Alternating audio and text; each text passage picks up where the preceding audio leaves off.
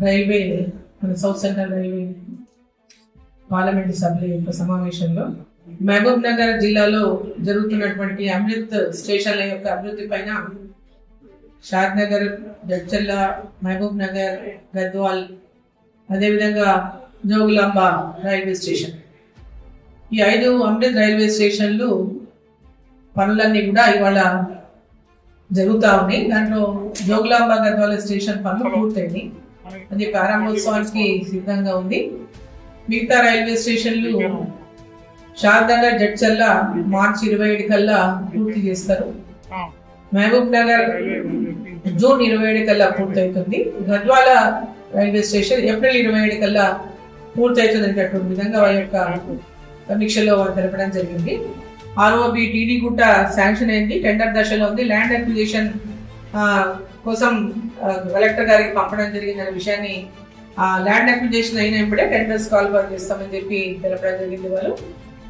అదేవిధంగా వీరన్నపేట, బోయపల్లి గేటు, తిమ్మసానిపల్లి, అదేవిధంగా Moti Nagar foot over bridge, ఇవి కూడా వాటి శాంక్షన్ కి ఆల్మోస్ట్ ఫీజిబిలిటీ రిపోర్ట్స్ అన్ని వచ్చినాయి.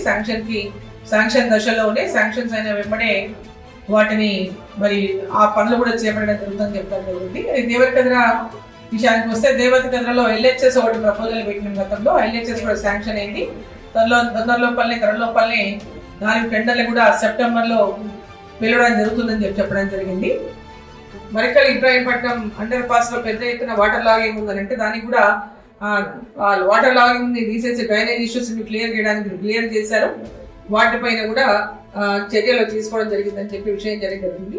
సో ఇవన్నీ కూడా బేసిక్ గా ఎక్కడైతే ఆర్ఓబీలు, ఆర్యూబీలు ఉన్నాయో, అండర్ బ్రిడ్జ్ దగ్గర కొన్ని చోట్ల నీళ్లు ఆగడం వల్ల కూడా ఇబ్బందులు, వాటన్ని కూడా రెక్టిఫై చేసి చాలా చోట్ల, ఇంకా 1-2 చోట్ల రెక్టిఫై చేయాల్సిన రెక్టిఫికేషన్ జరుగుతూ ఉంది.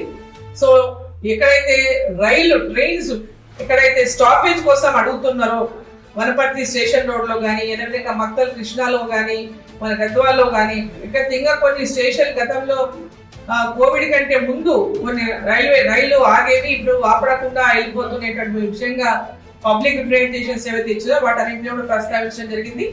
మాక్సిమం వాటిని ఆపడానికి ప్రయత్నం చేస్తామని వారు తెలపడం జరిగింది. ఒకటి కృష్ణ లో రాయచూరు హైదరాబాద్, సికింద్రాబాద్ నుంచి రాయచూరుకి వెళ్ళినటువంటి ఒక ట్రైన్ ఏదైతే ఉందో, అక్కడ ఇప్పుడు ఉన్నటువంటి టైమింగ్స్, అక్కడ ఉన్నటువంటి లోకల్ వాళ్ళకి ఎవరికి కూడా అది ఇబ్బందికరంగా ఉంది కాబట్టి అది ఆ టైమింగ్స్ మార్చమని కోరిన సందర్భాల్లో వాళ్ళు ఆ టైమింగ్స్ మార్చడానికి వేరే ఇబ్బందులు ఉన్నాయి, వేరే కనెక్టివిటీస్ ఉన్నాయి ఆ ట్రైన్, కాబట్టి కొత్త రైలే ఒకటి వేయడానికి ప్రపోజల్స్ పంపించడం బోర్డుకి అని చెప్పి తెలియజేశారు.